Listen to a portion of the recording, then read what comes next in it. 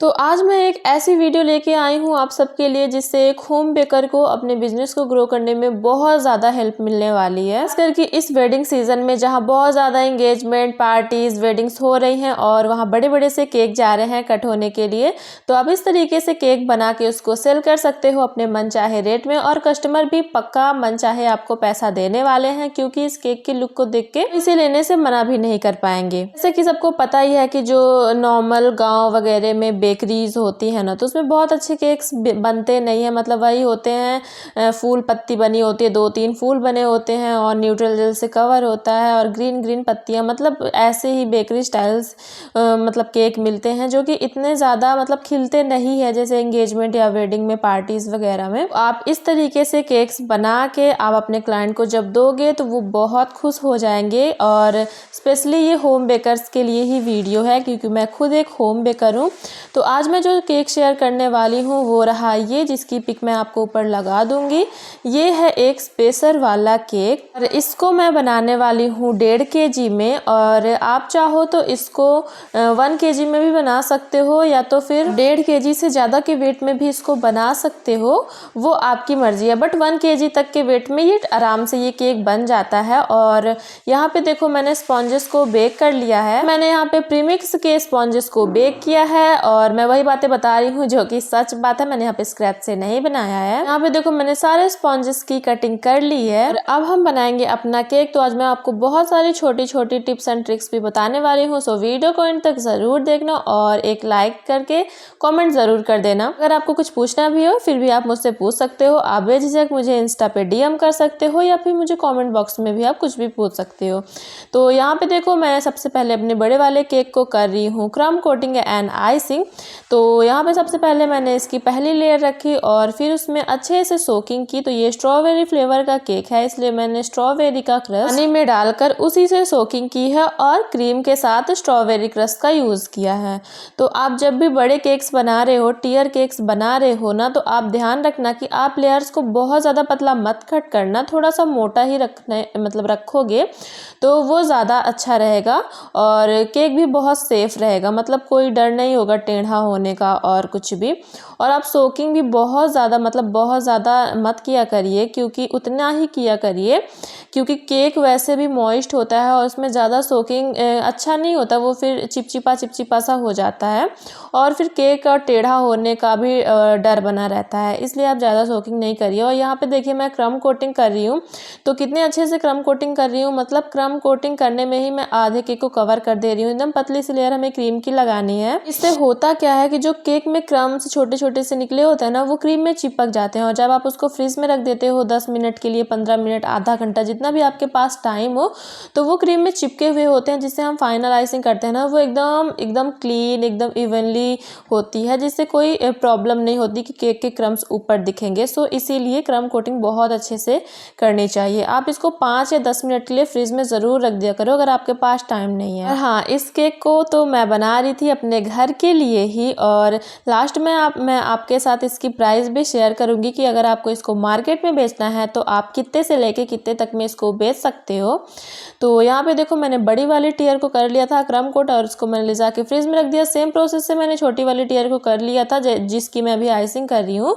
तो ये बहुत ईजी था, तो इसीलिए मैंने वीडियो को बहुत ज़्यादा लंबा नहीं किया। फिर भी थोड़ी बहुत वीडियो लेंदी हो ही गई थी। अभी सारा पार्ट तो कट नहीं कर सकती ना, फिर आप सबको बहुत सारी चीज़ें बतानी भी है। तो यहाँ पे देखो मैं पाइपिंग बैग का यूज़ करके आइसिंग कर रही हूँ। यहाँ पे मैं नोजल का भी यूज़ कर रही हूँ, आप चाहो तो पाइपिंग बैग में कट भी कर सकते हो। और ये देखो ये है पैलेट नाइफ, ये एंगुलर पैलेट नाइफ है, मतलब थोड़ी सी टिल है।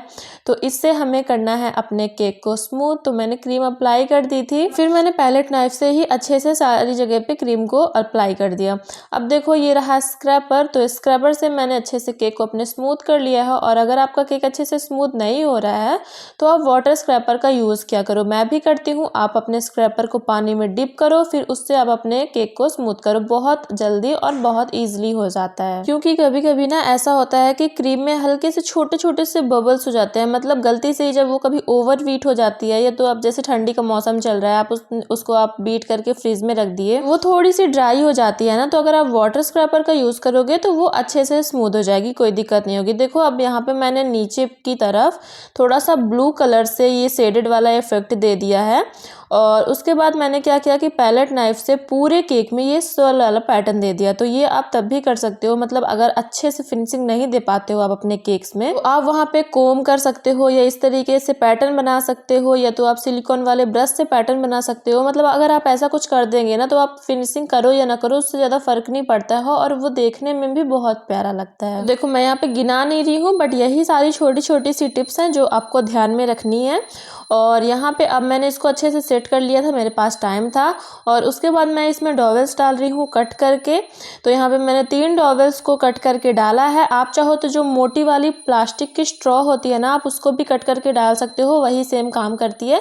लेकिन मेरे पास थी नहीं, मतलब मुझे अपने एरिया में कुछ सामान ही नहीं मिलता बेकिंग से रिलेटेड, मतलब कुछ भी नहीं मिलता मुझे ना, सब कुछ ऑनलाइन मंगाना पड़ता है। और क्रीम जो है वो मैं मंगाती हूँ 55 किलोमीटर दूर से, इसीलिए ना मुझे बहुत ज़्यादा दिक्कतें होती है। फिर भी मैं केक बनाना नहीं छोड़ूंगी क्योंकि ये तो मुझे बहुत अच्छा लगता है। और यहाँ पे देखो मैंने अपने स्पेसर के साइज का एक बटर पेपर कट करके और ऊपर से लगा दिया था। और यहाँ पे मैं अब चेक कर रही हूँ अपने स्पेसर को रख के। तो यहाँ पे ये देखो ये राउंड वाला स्पेसर है जिसके अंदर मैंने यहाँ पे फॉक्स बॉल गोल्डन कलर की ग्लिटर वाली डाली हुई है। मैं इसको एक बार रख के चेक भी कर रही हूँ कि कैसा लगेगा। तो देखो ये मैंने अच्छे से रख दिया, तो ये बढ़िया लग रहा था, मतलब अच्छा लग रहा था। और इस तरीके से हमें सेट भी करना है, लास्ट में मैं आपको सेट करके भी दिखाऊंगी। तो यहाँ पे देखो अब मैं सारे टेयर्स को हटा दिया है। अब मैं इसमें कुछ डिज़ाइन बनाऊंगी। तो आपने ज़्यादातर ना जितने भी स्पेसर केक देखे होंगे, मुझे पक्का पता है आपने आर्टिफिशियल चीज़ों से ही उसकी डेकोरेशन देखी होगी, क्योंकि मुझे भी जब बनाना था ना तो मैंने भी सर्च वर्च किया था, ढूंढ रही थी स्पेसर केक की डिज़ाइन। तो ज़्यादातर मतलब ज़्यादा क्या सभी डिज़ाइंस मुझे जो भी मिली ना, सब में आर्टिफिशियल फ्लावर्स से डिज़ाइन थी, वो जिप्सी फ्लावर्स या तो रियल रोजेस।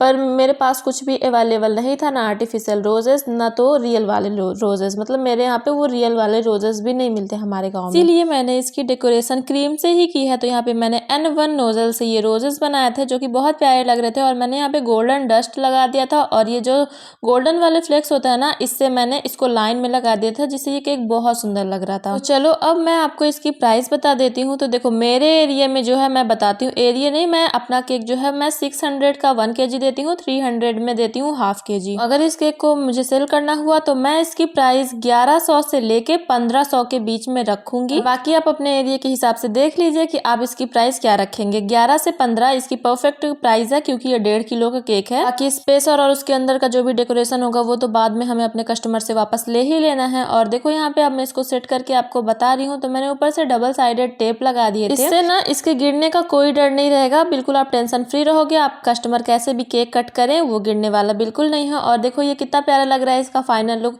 और अगर यहाँ तक वीडियो देख ली है तो प्लीज एक लाइक करके चैनल को सब्सक्राइब कर देना, क्योंकि 1000 सब्सक्राइब अभी तक मेरे पूरे नहीं हुए।